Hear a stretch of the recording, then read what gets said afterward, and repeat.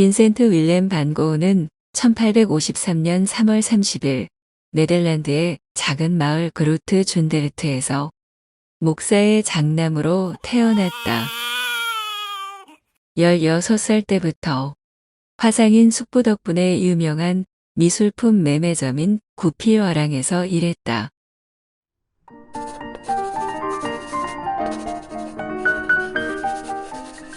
I'm busy now, at the beginning of the year. My new year began well. I was given a monthly rise of 10 guilders, so I now earn 50 guilders a month. 1876년 고흐는 8년간 일했던 구필화랑에서 해고되었고 이후 벨기에 탄광 지역에서 전도사로 활동했다. 1880년 태호의 충고로 고흐는 그림에 관심을 갖고 전업 화가의 길을 간다. 그때 그의 나이 27살이었다.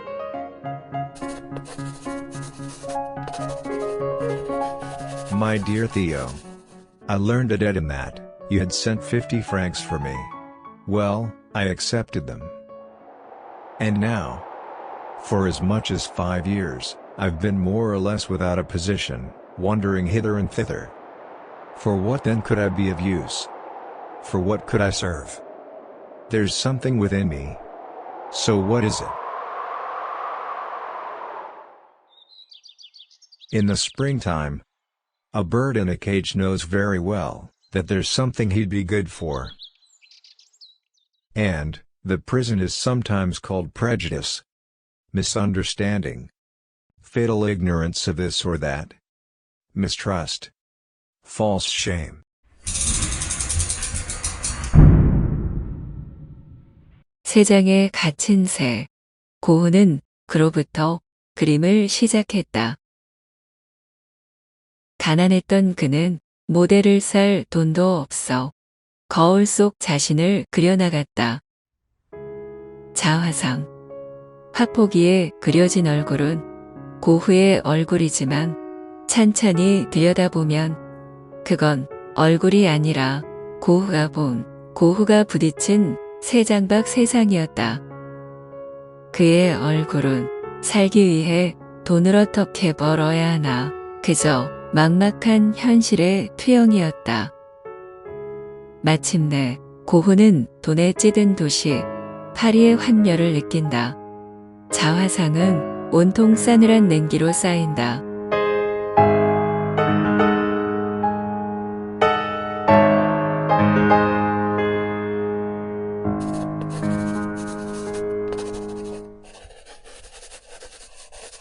My dear sister.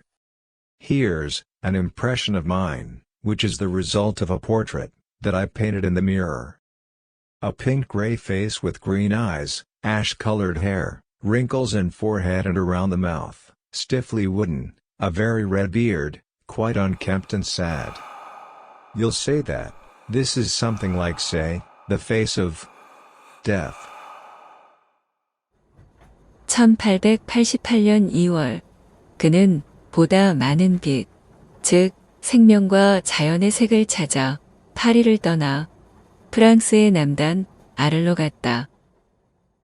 35살에 독신의 몸으로 고갱이 아르레에 온다는 사실에 고흐는 행복했다. 고갱은 자신의 자화상을 고흐에게 보내왔다. 고갱의 자화상에 대한 답례로 고흐는 자신의 자화상을 그려보낸다.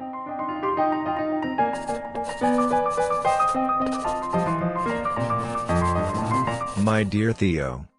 How happy I am for Gauguin. Now I've just received Gauguin's portrait, done by himself.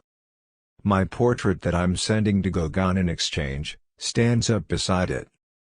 My portrait is equally serious, but less desperate. Gauguin looks ill and tormented in his portrait. 그랬다.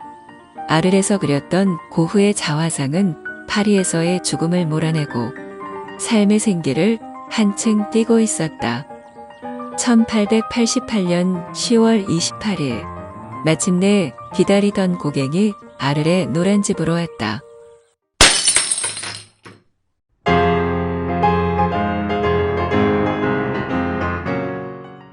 그곳에 매춘부마저 고흐를 버리고 그림이 팔렸던 고갱에게 웃음을 팔았다. 매춘부에게마저 버림받는 쓰라린 고통은 고흐를 변하게 하였다.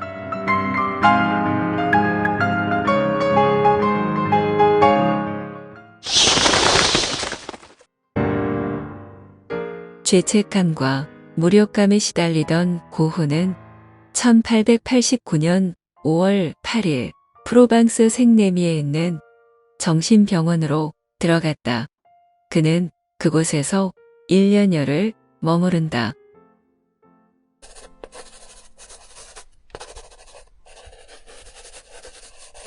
People say that it's difficult to know oneself. But it's not easy to paint oneself either. This will be for the Vinctists, if indeed they remember me, when the time comes. Now, it would be absolutely the same to me, if not preferable, if they forget me. 정신병동에 있는 고흐를 괴롭힌 것은 수시로 찾아오는 발작과 돈 문제였다. 테오가 자신을 위해 병원에 큰 돈을 쓰고 있는 것이 너무 괴로웠다. 짐승처럼 갇힌 그에게 돌파구는 그림과 어머니였다.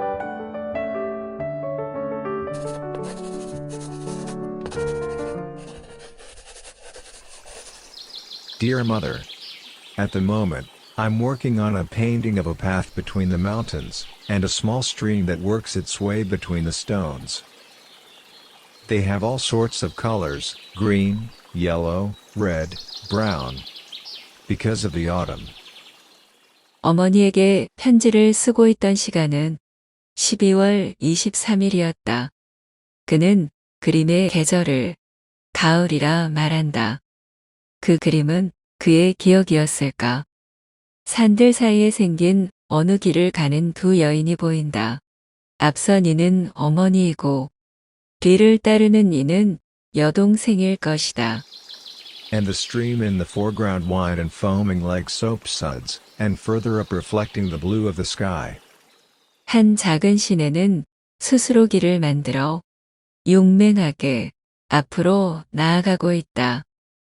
저 시내가 바로 스파를 헤쳐가는 그의 자화상이다.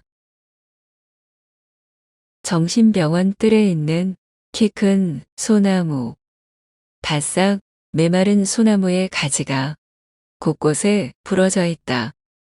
소나무 아래 길을 가고 있는 어머니가 그의 눈에 밟힌다. I'm already working on another, rather large painting for you of women harvesting olives.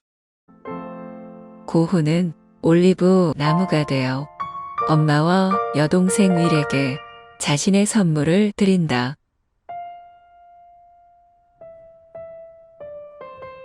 이 세 그림의 이름은 똑같다. 어머니와 빈센트. 고흐는 테오에게 이 그림을 어머니와 윌에게 전해주라고 한다. 석양이지는 들판에 엄마와 윌이 눈 덮인 순무밭에서 순무를 거두고 있다. 빈센트는 순무가 되어 병원을 벗어나 어머니와 윌과 함께 집으로 갈 것이다. Not every change is for the better, but I'm really longing to get away from here. 이 편지를 보낸 17일 뒤 5월 16일 고흐는 생네미의 정신병원을 나온다. 그리고 그의 마지막 거처가 되는 오베르 쉬르 우아즈로 간다. 그곳에서 고흐는 자기를 돌볼 기이한 인물, 종종 얼굴을 찡그리며 우울한 표정을 짓는 호랍이었던 가제 박사를 만난다.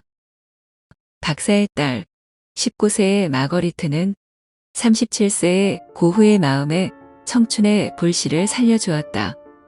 둘은 종종 함께 보트를 타러 나갔고 고흐는 꽃처럼 싱그러운 마거리트를 그렸다.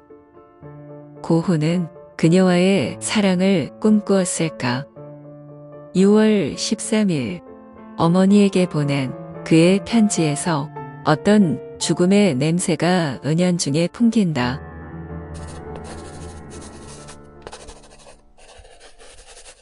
Dear mother, through a glass, darkly, it has remained thus. 고흐는 어머니에게 고린도전서 13장 12절을 얘기하고 있다. 그가 사는 이 세상은 마치 거울 속의 모습처럼 희미하지만 그가 죽어 하느님을 만나면 그가 어떻게 살아왔는지 하느님 앞에 한 점 숨김없이 모두 드러날 것이라고. 그는 자신의 삶과 그림에 대한 이야기를 903통의 편지로 남겼다. 그중 668통이 고흐에게 생활비와 그림 그리는 비용을 모두 부담한 동생 테오에게 쓴 것이다. 고흐는 테오가 보낸 편지를 보관하지 않았지만 테오는 존경하는 형의 편지를 빠짐없이 모아두었다. 테오는 결혼을 하고 아이의 이름을 빈센트라 지었다. 고흐의 그림은 테오의 권유로 시작되었고 테오의 돈으로 그려진 것이다. 그의 그림은 두 사람 모두의 과거의 기록이자 현재의 실존이었으며 미래의 희망이었다.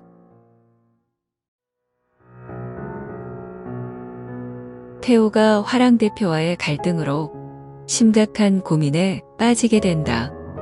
게다가 5개월 된 테오의 아이가 사경을 헤매며 테오 부부는 당시 크게 흔들리고 있었다.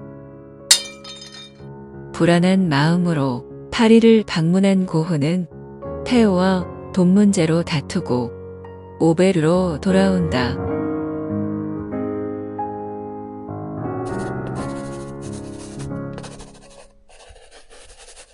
There, once back here, I set to work again. There immense stretches of wheat fields under turbulent skies. And I made a point of trying to express sadness, extreme loneliness. 그것이 그의 마지막 자화상이 될지 누구도 몰랐다.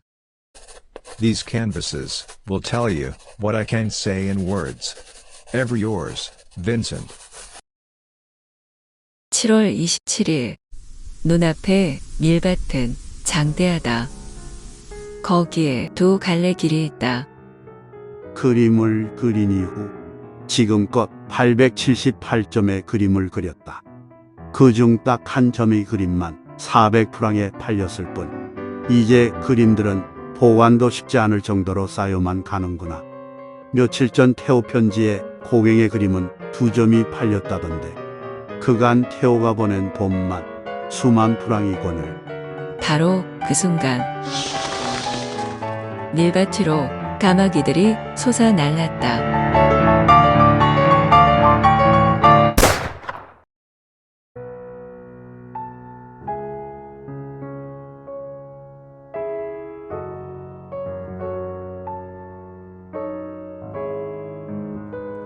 7월 29일 오베르 남루한 방에서 고흐는 돌아갔다. 고흐의 주머니 속에는 며칠 전 테오에게 쓴 편지 한 장이 있었다. 차마 테오에게 붙이지 못한 편지였다. The other painters, whatever they think of it, instinctively keep themselves at a distance from discussions about actual trade. Well, the truth is, we cannot speak other than by our paintings. My work to me, I risk my life on it, and my reason has half foundered, all right. But, you are not one of those dealers in men, as far as I know, and you can take sides. I find, truly acting with humanity. But what is the use?